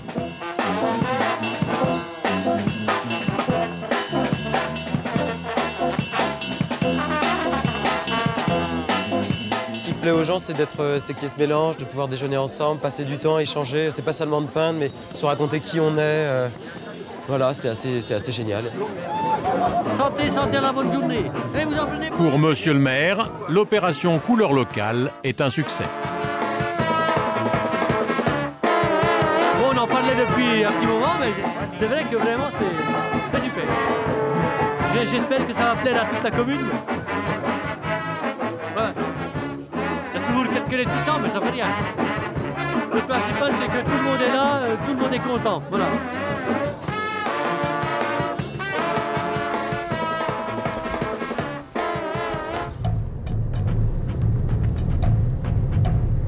Félicien Carly nous emmène à 150 km de Châtellerault, à Saint-Amand-en-Puisaye. Un endroit unique, le dernier filon d'ocre exploité en Bourgogne. En France, il ne reste plus que 3 carrières. C'est ici que Félicien vient chercher une partie des pigments qu'il utilise pour ses peintures. De l'ocre jaune, tout juste sorti du sol. Voilà. Voilà, et ben là on voit bien le filon d'hématite qui fait 15-20 cm. C'est ce qui est plus dur, c'est ce qui ne s'éboule pas. C'est assez riche en oxyde de fer, ça va être plus couvrant, ça va bien protéger les bois. Et on trouve beaucoup de traces de ces pigments sur les bois dans les villages, énormément. Et juste en dessous, le filon d'ocre jaune qui fait 40-50 cm, avec les lits un peu comme l'argile, comme ça, de la carrière, bien homogène. En général, vous utilisez plus l'hématite ou l'ocre jaune? Ça dépend des villages, mais le plus souvent, c'est l'hématite qui est choisi par les habitants. Peut-être parce que c'est un pigment qui est plus opaque. C'est très rouge bourguignon, c'est ce brun rouge qui est souvent recherché par les habitants.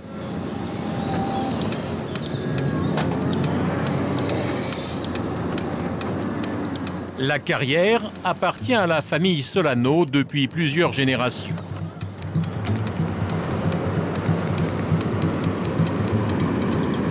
Là, c'est magnifique. Hein. Ah, ça joue énormément avec la lumière. Hein. Ouais. Aujourd'hui, c'est le fils, Louis-Éric, qui exploite le filon.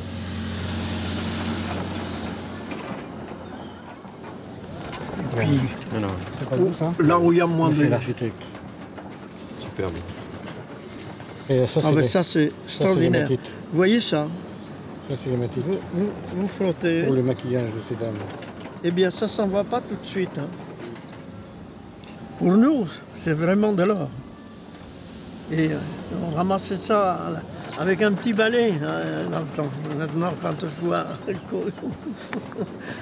ce qu'on jette. Une carrière qui ferme, ça signifie quoi? Une carrière qui ferme, c'est une couleur ou des couleurs perdues. Et ça, c'est vraiment l'objet de notre association, c'est de lutter pour éviter la fermeture des carrières. C'est essentiel. Mais c'est pas suffisant, mais c'est essentiel. Pourquoi c'est pas suffisant? C'est essentiel d'avoir les matériaux, mais il faut encore savoir les mettre en œuvre. Donc il faut aussi se battre pour que les savoir-faire ne disparaissent pas.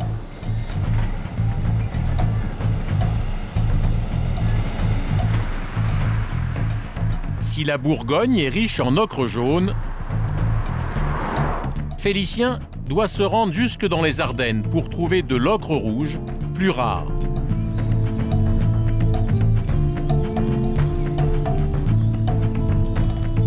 Une teinte dont il a besoin pour son prochain chantier, un monument classé. C'est ici que se trouve le dernier moulin à couleur de France. On y travaille encore comme au début du 19e siècle. Il y a du gros bloc et du petit bloc. Tu l'as concassé ou... Non, là, elle est brute pour l'instant. Emmanuel, le patron du moulin, est aussi membre de l'association de Félicien. Ça, il en faudra 2 sacs d'ocre jaune, 3 sacs d'ocre rouge, 3 sacs d'hématite, ça pour les ocres de Bourgogne, et puis un sac de sienne naturelle, ou peut-être 2 parce qu'on manque pas. Ouais. Donc là, l'ocre, on va la rentrer dans le four. Et comme ça, en la chauffant pendant 10 heures à 700 degrés, on va la cuire pour qu'elle devienne rouge. Donc là, le but de l'opération, c'est d'en mettre un maximum dans le four pour qu'il y ait le moins possible de déperdition d'énergie. C'est pour ça qu'on va charger jusqu'en haut, jusque la voûte, quoi. Ça représente à peu près 5 tonnes de marchandises à l'intérieur du four. Pour en ressortir, 3,5 tonnes de pigments bruts.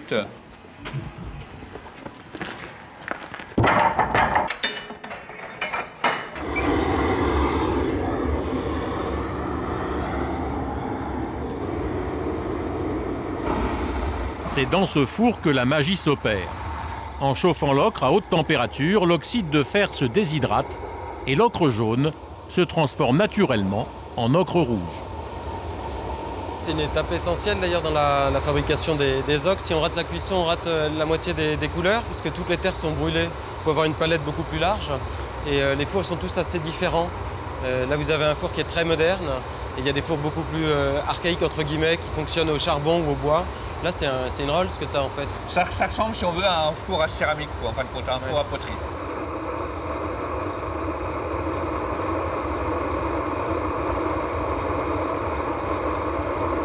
À chaque fois, je découvre une étape différente parce que c'est difficile d'assister au broyage ou à la calcination ou à l'extraction. Et donc, à chaque fois, c'est un moment différent et merveilleux.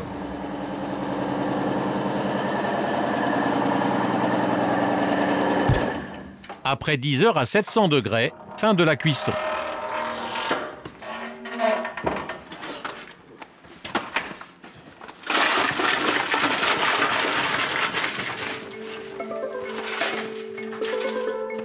Une fois refroidie, la précieuse terre est déposée dans une broyeuse avant d'être mise en sac.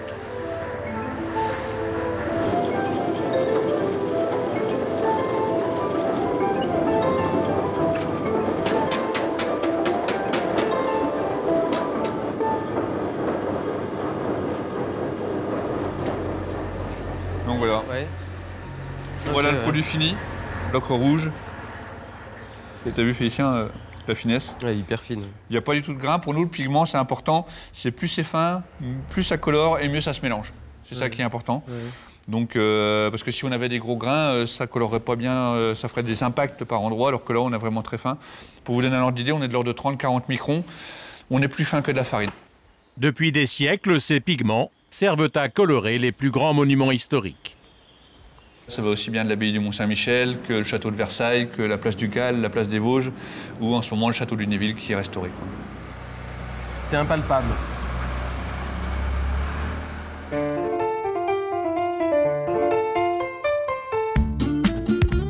Cet ocre rouge des Ardennes va maintenant orner les portes de l'église Saint-Andoche à Saulieu. C'est la première fois que l'association Terre et Couleurs s'attaque à une basilique.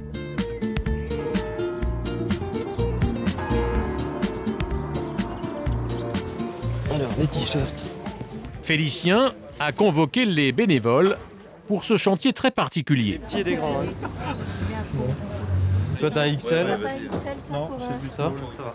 Sur place, la tension est palpable. Là, c'est un chantier assez technique. Hein. C'est rarement aussi compliqué, franchement. Vous êtes un peu tendu? Un peu, ouais. Ça devrait aller, hein. On n'est pas... Mais enfin, tant que c'est pas mis en œuvre, toujours un peu inquiet. Bon, et puis surtout, il faut se dépêcher. Le père Thorey est le prêtre de la basilique. Il s'est mis d'accord avec Félicien sur la future couleur des portes. On avait dit avec les gens avec qui on avait réfléchi, ça c'est un peu trop foncé. On avait dit, ça c'est peut-être un peu trop voyant. Voilà. Alors si vous pouviez avoir une couleur... J'ai donc mélangé oui, l'ocre rouge et l'hématite. Oui, c'est bon. On va se partager ceux qui font le rouge, le bois et ceux qui font les ferrures. Peut-être les plus méticuleux, franchement, pour avec des petites brosses pour ça. Ceux qui se sentent bien, peut-être peut-être toi, Jean-Claude. Moi, j'avais pensé un peu à Jean-Claude, à toi, Agnès, et puis et à Olivier. Pour Olivier, comme pour les autres membres de l'association, c'est une opération sans précédent. Première fois qu'on s'attaque à un beau morceau d'architecture comme celui-ci. C'est parti. Tout doit être peint en moins de 3 heures.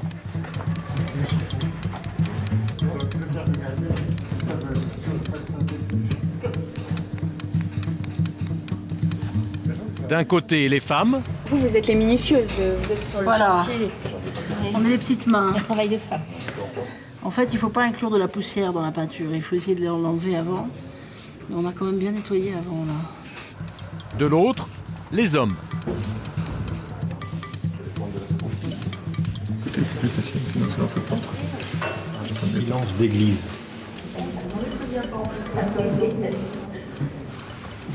Tiens, on vient de découvrir ici, regarde, c'est extraordinaire. On a l'inscription du ferronnier. Néault Eugène, 1877, voilà. Ça, c'est un petit moment d'émotion quand même. Ces ferrures, on savait qu'elles étaient du 19e. On a la trace ici qui a émergé suite au décapage des ferronneries. Et ça, c'est extraordinaire. Pour Olivier, repeindre une porte classée, c'est plus que redonner vie au bois. C'est une petite touche, mais qui est rajoutée à d'autres opérations petit à petit pour redonner une identité à la région et retrouver ses caractéristiques architecturales, patrimoniales très fortes. Donc tout ça est très, très valorisant. Ça, Agnès, faudra que tu peignes là. Tu vois, tout ça, que tu fasses disparaître ces deux morceaux. D'accord. Félicien, lui, est sur tous les fronts. Tu sais, une couche, peut-être sur les ferrures, je crois que ça sera suffisant. Ce qui serait bien parce que on gagnerait du temps. Attention, ça coule. 2h30 plus tard, tout s'est bien passé. Reste à connaître l'avis du Perteret. Alors, on va regarder l'ouvrage fini. Ouais.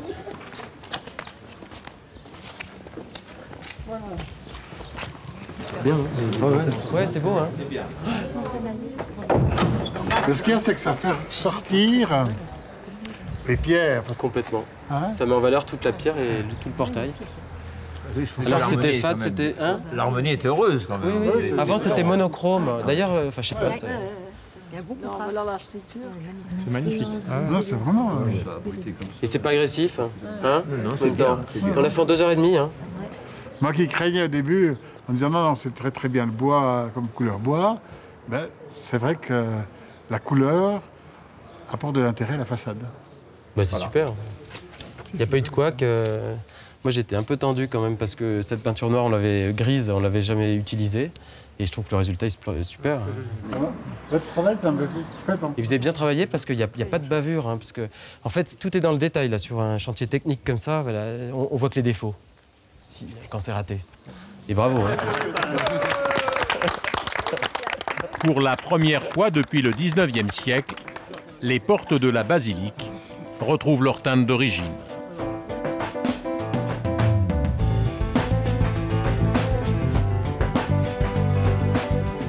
Nous laissons les bénévoles de Terre et Couleur pour découvrir un autre trésor du patrimoine bourguignon, le canal du Nivernais.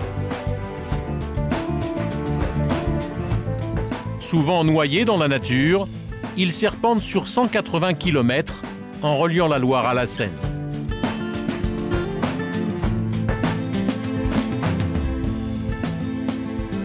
Considéré comme l'un des plus beaux canaux d'Europe, le Nivernais est le paradis des plaisanciers.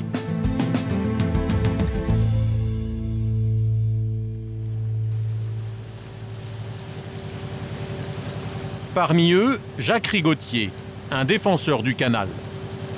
Architecte à la retraite, avec sa femme Catherine et son ami Philippe, un ancien éclusier, ils naviguent ensemble dès les premiers beaux jours. Avec toujours la même passion, faire connaître ce coin méconnu de leur Bourgogne. Bonjour. Bonjour.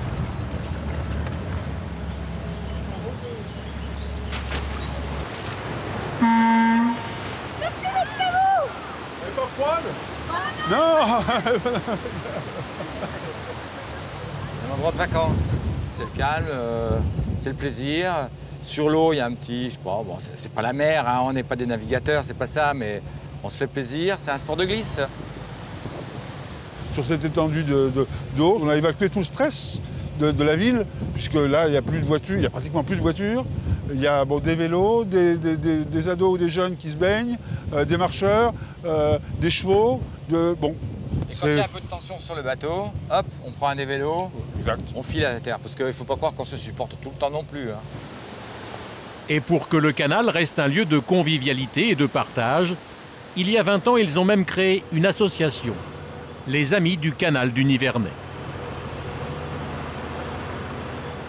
Jacques, attention, il y a un pêcheur. Voilà. Donc là, c'est les règles de bonne conduite. Le pêcheur lève sa ligne, nous on ralentit, on se serre et tout se passe bien. Bonjour. Et c'est comme ça que voilà, il y a la cohabitation sur le canal. C'est pour tout le monde, hein? Au revoir. Les Amis du Canal, on représente des amoureux du canal. Donc, on a des utilisateurs très variés, très différents. Quelqu'un qui travaille au canal ou quelqu'un qui habite le long du canal est le bienvenu dans l'association. Il a son mot à dire puisque c'est aussi son canal, entre guillemets. Celui qui pêche un jour peut naviguer le lendemain et celui qui navigue a pu pêcher ou pêche encore. Donc, on doit tous trouver la place, quoi. Faire vivre le canal, mais aussi le préserver. Aujourd'hui, Jacques et Philippe comptent parmi les gardiens de cette voie d'eau. Dans notre charte, si l'on peut dire, c'est préserver le canal. Donc si on se rend compte que le canal est mal entretenu, c'est à nous d'en informer Voies navigables de France ou bien la région, de façon à ce qu'ils puissent intervenir pour reprendre soit les rives, soit un ouvrage qui est déficient. Oui, on estime que c'est notre rôle. Pour parcourir le Nivernais de bout en bout, il faut emprunter 116 écluses. Et parfois, à l'entrée, c'est l'embouteillage. Ça tient? Il fait combien votre bateau? 12 mètres. 12 mètres? Il n'y a rien derrière? Non. Messieurs, bonjour. Bonjour. Ben, c'est bien ma chance. Ça tient ou pas? Moi, ça devrait y aller, ouais. C'est juste, hein. Non, mais vous voulez savoir, c'est vous qui pouvez savoir. Ils sont à mort devant, ils sont bloqués, ils sont... Il faut qu'ils avancent. Si j'avance pas, je peux pas. Hein. À chaque écluse, les manœuvres sont compliquées. Stop. Stop, arrête. C'est un sas, une écluse. C'est l'endroit entre deux portes. Donc c'est un sas. Donc on dit, on sasse le bateau, c'est-à-dire qu'on rentre dans l'écluse, les portes se ferment, et là, en l'occurrence, on remplit l'écluse de façon à monter, puisqu'on va monter d'environ 1,80 m là.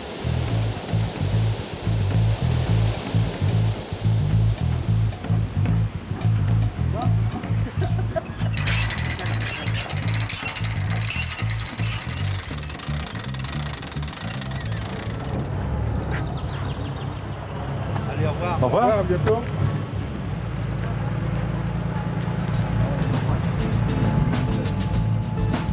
Il faut presque 15 jours pour parcourir le canal. Un voyage à vitesse réduite. Car pour protéger les berges, il est interdit de dépasser 8 km à l'heure.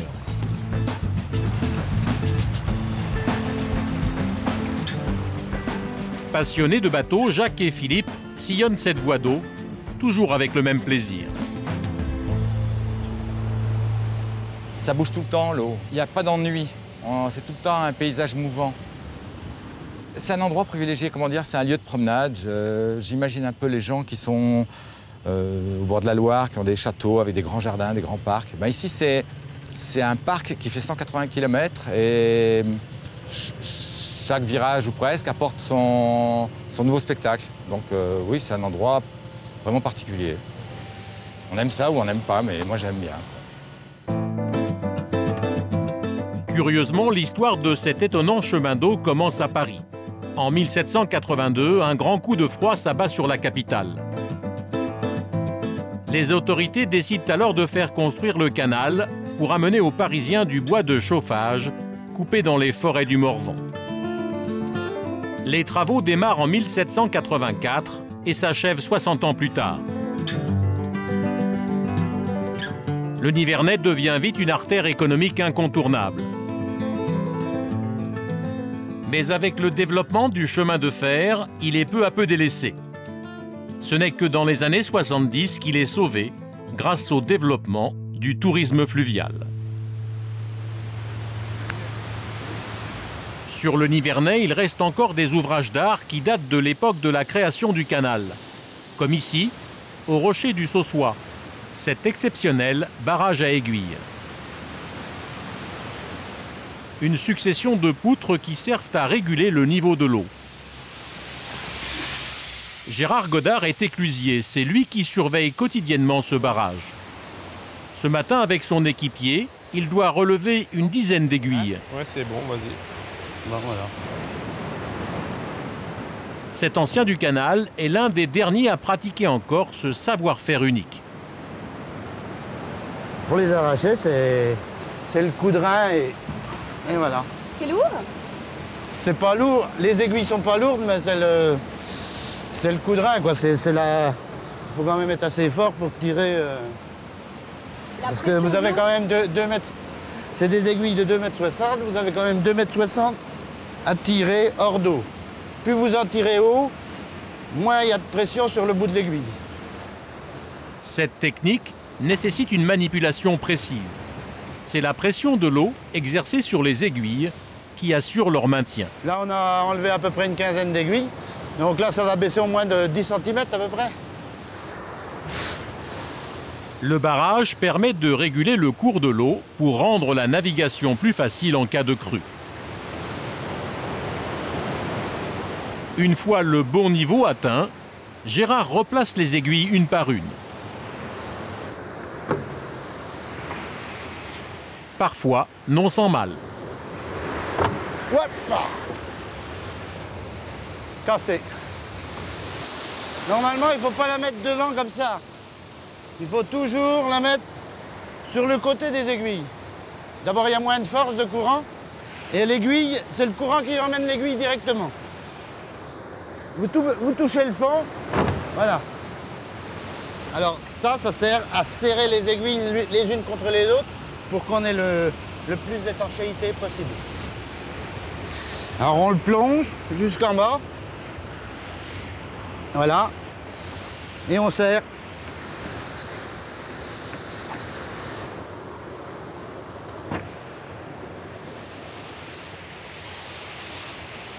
Vérifier tout le temps la main. C'est-à-dire qu'il faut tout le temps, il y a tout le temps une surveillance. Hein.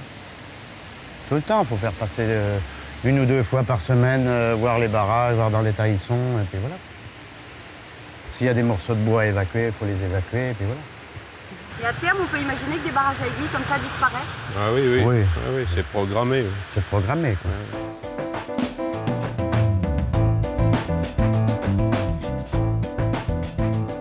Jacques Rigotier a fait escale un peu plus loin, à 20 km du barrage à aiguilles.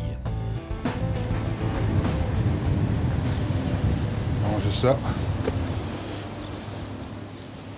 Ce matin, il a rendez-vous avec d'autres membres de l'association. Ah, vous voilà. Avec Philippe, ils aiment faire partager leur passion aux étrangers de passage. L'équipe sauvage. Voilà. Salut Philippe. Ce matin, ils font découvrir le canal à Mieke et Siger, un couple de Hollandais. Dans quel sens partons-nous, Jacques? Eh bien, on va partir dans ce sens-là. On va aller vers le... Vers Vincelles? Vers Vincelles. On passe par le camping. On va aller voir ces parties-là pour commencer. Ouais. Les Hollandais ont ça dans le sang, quoi. Ils ont envie de se promener sur l'eau, de jouer avec l'eau. Donc chez eux, il n'y a plus beaucoup de place. Il faut attendre aux écluses quand il y en a. Et nous, on a un immense potentiel en France, presque vide. Donc l'association veut développer tout ça, quoi. Let's go, on y va? On est parti là. Direction Irancy, l'un des vignobles les plus réputés de Bourgogne. C'est parti pour 3 heures de balade sur l'ancien chemin de halage, transformé aujourd'hui en piste verte. L'occasion pour chacun d'en apprendre un peu plus sur l'histoire des voies navigables. Dans les choses qui sont comparables dans nos canaux, c'est qu'ici, on a transporté du vin et de la pierre. Et sur votre canal en Hollande, on transportait de la tourbe pour aller chauffer aussi les grandes villes. Nous, c'était du bois, mais vous, c'est de la tourbe. C'était pareil, hein? Oui, c'était pas du bois pour construire, c'était surtout du bois pour le chauffage. Au cerf là-bas. Là-bas en face, c'est Écolive. Là, c'est tous les beaux vignobles ici. Donc, et sans où là? On va s'arrêter là. On va s'arrêter quand même. Après 4 km, les premiers vignobles. Pour quelqu'un qui aime les panoramas et la nature, ici, c'est magnifique. C'est beau, là, hein? Alors, Irancy, ce qu'il faut dire, c'est qu'Irancy est plutôt orienté sur le rouge, le vin rouge, alors que Saint-Brice de l'autre côté est plus orienté sur le vin blanc. Pourquoi dans certaines régions vin blanc et d'autres régions vin rouge? Qu'est-ce que la raison pour ça? C'est la terre. C'est la terre et ce qu'ils ont planté comme cépage, le cépage qui va bien avec la terre, le terroir. C'est incroyable. C'est si belle ou beau, je ne sais pas, mais c'est absolument beau. Comme un rêve. Oui, tu peux voir le petit village au milieu des vignes. Et le vigne, c'est le rêve.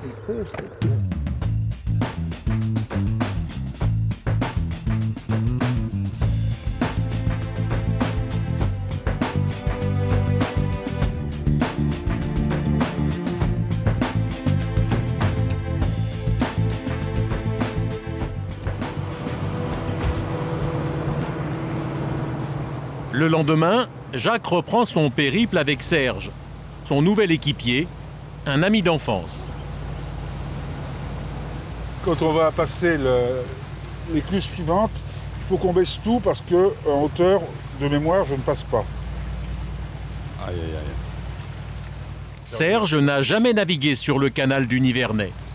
Pour son premier jour à bord, Jacques lui a réservé une surprise. Ah, il est vachement étroit, là. Hein. Là, on arrive en bas de ce qu'on appelle l'échelle de Sardie. C'est en fait une succession de 16 écluses dans un site très boisé, très végétal. L'échelle de Sardie, l'incontournable du Nivernais. 16 écluses qui s'enchaînent sur 3 km. Un véritable escalier d'eau qui permet de franchir un dénivelé de 40 mètres.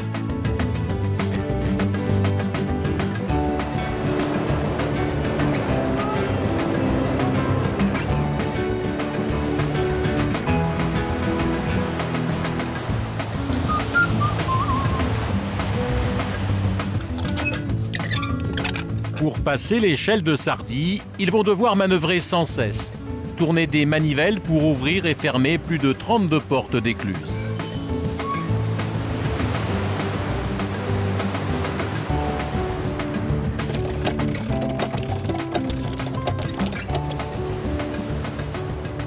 Après 3 heures d'efforts intenses, les deux amis arrivent enfin à destination.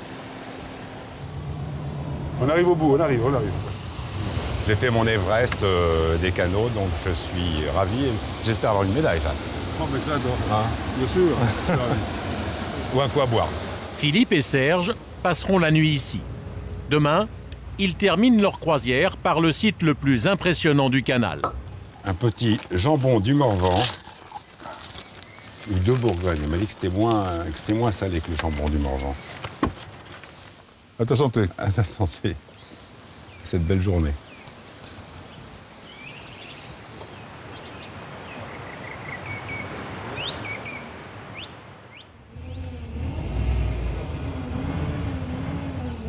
Dernière étape du voyage, on est parti, là. Départ pour les voûtes de la Colancelle. On est parti. Tu peux nous mettre le feu vert? Merci. Avec un nouvel invité. Pas de problème. Guy Chartier travaille pour les voies navigables de France. Il veille tout spécialement à l'entretien du canal.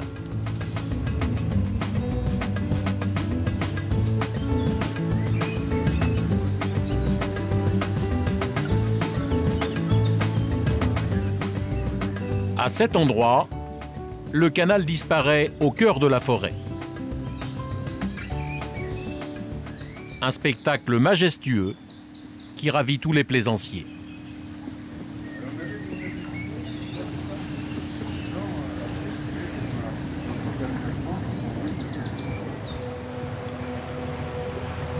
C'est vraiment... c'est la rivière enchantée. C'est très beau.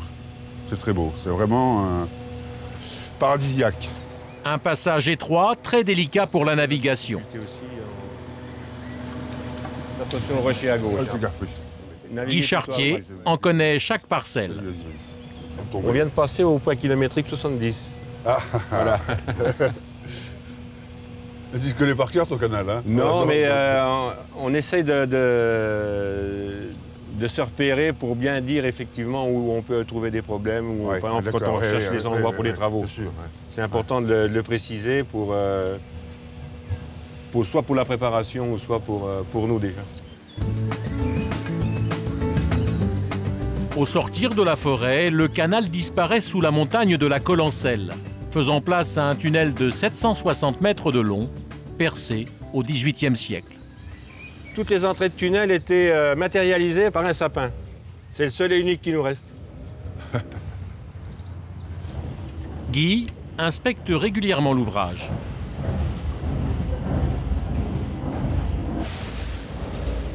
Alors c'est la voûte la plus humide par rapport aux autres et c'est aussi celle qui demande le plus d'entretien pour bien vérifier que les pierres n'aient pas bougé pendant l'hiver. Ça c'est une chauve-souris. Non, c'est un crochet, regarde. Là tu vois un crochet. Là. C'était pour permettre d'accrocher les lampes à pétrole, pour éclairer la voûte. Voilà, c'est le premier puits, ça. Tout au long de la voûte, des puits s'élèvent vers la surface. Ils ont servi lors de la construction pour évacuer les gravats. Un travail de titan effectué par des bagnards. Ah, vous voyez, là on aperçoit donc ce passage d'homme qui est fait dans le troisième puits. Et on ne disait pas, Guy, que c'était l'endroit où les forçats... Alors ça a été dit, effectivement, que c'était pour éviter les problèmes avec les forçats la nuit, ils étaient tout simplement mis à cet endroit. Et au bout du tunnel, une forme familière. Alors le fameux bouchon de champagne. Et nous voilà, revenus. Et voilà, revenus à la lumière. Très impressionné. Le site est extraordinaire.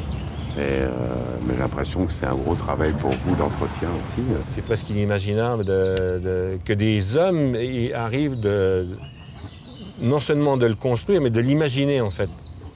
Puis après, il faut essayer de faire en sorte que les gens viennent voir. À pied, à cheval ou en voiture, je dis tout le temps moi.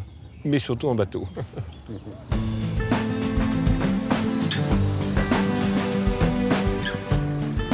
Fin du voyage pour Jacques et ses amis de l'association.